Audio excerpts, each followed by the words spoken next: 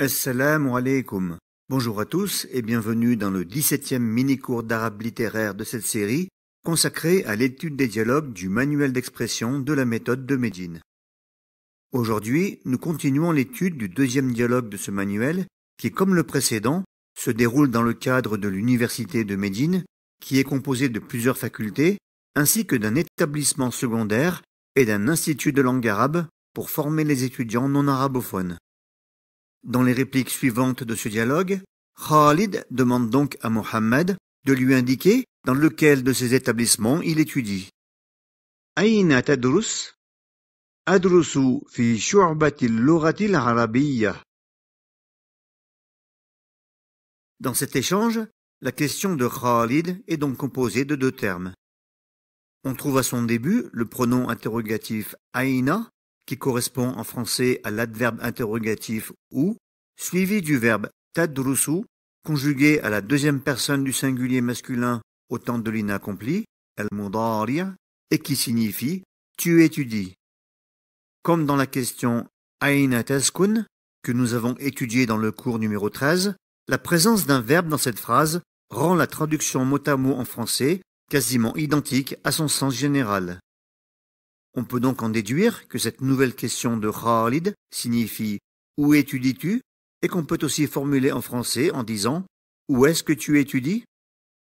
Pour rappel, le pronom personnel « anta » correspondant à « tu » en français n'est pas indiqué dans la question de Khalid car la forme conjuguée « tadrusu » indique à la fois qu'il s'agit du verbe « étudier » et de la deuxième personne du singulier masculin. D'autre part, ce verbe est ici conjugué au temps de l'inaccompli, appelé en arabe al-mudari', qu'on emploie pour décrire des actions qui ne sont pas terminées et qui se déroulent donc pendant ou après le moment où on s'exprime. On peut donc utiliser ce temps de conjugaison pour décrire des actions qui se produisent de façon régulière ou répétée, comme c'est le cas dans la question de Khalid, qui demande à Mohammed à quel endroit se déroulent ses études qui ne sont pas terminées au moment où la question est exprimée. En utilisant d'autres verbes conjugués au temps de l'inaccompli, vous pouvez réutiliser cette construction pour interroger sur le lieu des actions accomplies par votre interlocuteur lorsqu'elles sont récurrentes ou réalisées au moment où vous l'interrogez. Aïna taskun? Où habites-tu? Aïna ta'amal? Où est-ce que tu travailles? Aïna tadhhab? Où vas-tu? Aïna tal'ab? Où est-ce que tu joues?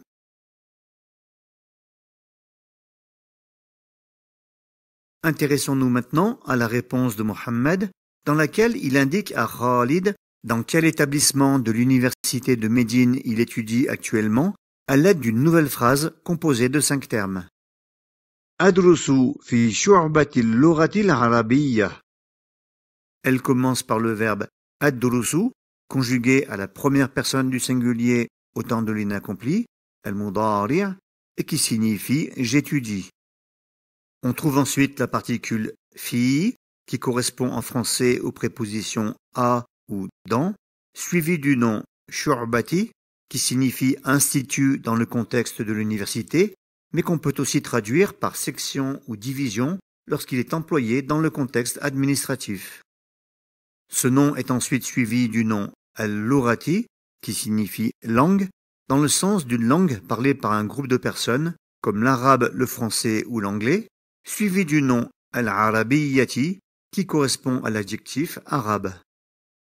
Traduite littéralement, la réponse de Mohammed signifie donc « j'étudie à l'Institut de langue arabe » et correspond donc exactement à son équivalent en français. Du point de vue grammatical, le nom « shu'bati » est précédé dans cette phrase par la préposition « fi » qui implique sa déclinaison au cas indirect, « al-jar » et le marquage de sa terminaison par la voyelle kasra. Le nom shu'bati est ensuite annexé au nom al-lughati pour indiquer qu'il s'agit de l'institut de langue. Le nom al-lughati occupe donc ici la fonction d'annexant, mudafun ilayhi, qui implique elle aussi sa déclinaison au cas indirect, al-jar, et le marquage de sa terminaison par la voyelle kasra. Notons au passage que le sens du nom shu'bati est défini puisqu'il s'agit de l'institut mais qu'il n'est pas permis ici de lui ajouter la particule alif lam de définition en raison de son annexion au nom al-lurati qui le suit. À la fin de cette phrase, le nom al-arabiyyati occupe quant à lui la fonction d'adjectif qualificatif, an-na'at, dont le rôle consiste à identifier le nom al-lurati qui le précède à l'aide d'une de ses caractéristiques qui la distingue des autres langues. Comme nous l'avons observé précédemment, l'emploi de l'adjectif qualificatif, an-na'at, obéit en arabe littéraire à un certain nombre de règles que nous avons commencé à étudier dans les cours précédents de cette série. Premièrement, l'adjectif qualificatif, an-na'at, se place toujours après le nom qu'il qualifie, appelé en arabe al-man'out. Pour dire la langue arabe, on dira donc al-lughatul arabiyyatu. Deuxièmement, l'adjectif qualificatif s'accorde en déclinaison et en définition avec le nom qu'il qualifie. Sa déclinaison dépend donc du cas de déclinaison impliqué par la fonction occupée par le nom qu'il qualifie, et la présence ou l'absence de la particule alif lam à son début dépend du caractère défini ou indéfini du nom qu'il qualifie. Pour dire le premier étage, on dira donc ad-dawrul awwalu, et pour dire au premier étage, on devra dire fi ad-dawril awwali. Troisièmement, si on observe le nom al-arabiyyati dans la réponse de Mohammed, on constate que l'emploi de l'adjectif qualificatif an-na'at est également soumis à une règle d'accord en genre avec le nom qu'il qualifie. En effet, lorsque le nom qualifié est de genre féminin, l'adjectif qui le qualifie s'accorde sous sa forme du féminin qui se construit dans la plupart des cas par l'ajout de la lettre ta marbuta à sa terminaison. Pour dire la langue arabe, on dira donc al-lughatul arabiyyatu.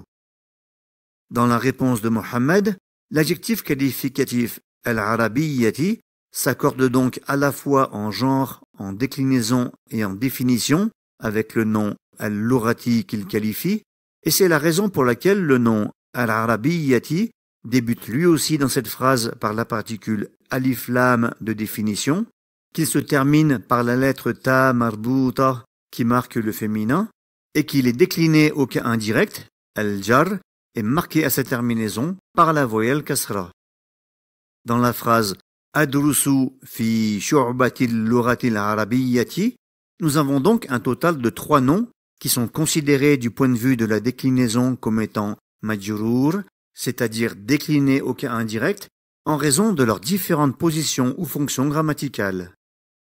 Le nom shu'bati est en effet majrur, puisqu'il est précédé de la préposition fi, qui fait partie de la catégorie des particules du cas indirect, huruful jar. Le nom al-lurati est également majrur en raison de sa fonction d'annexant, mudafun ilayhi, du nom shu'bati qui le précède.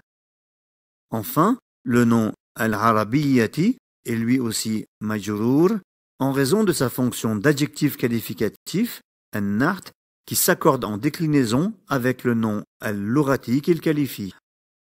Avant de terminer ce cours, notons que ce sont les 3 seules situations dans lesquelles un nom peut être décliné au cas indirect en arabe littéraire. Voilà pour aujourd'hui. Ce 18e mini-cours d'arabe littéraire est maintenant terminé. Si vous n'avez pas compris un point en particulier dans cette explication, n'hésitez pas à me l'indiquer dans les commentaires.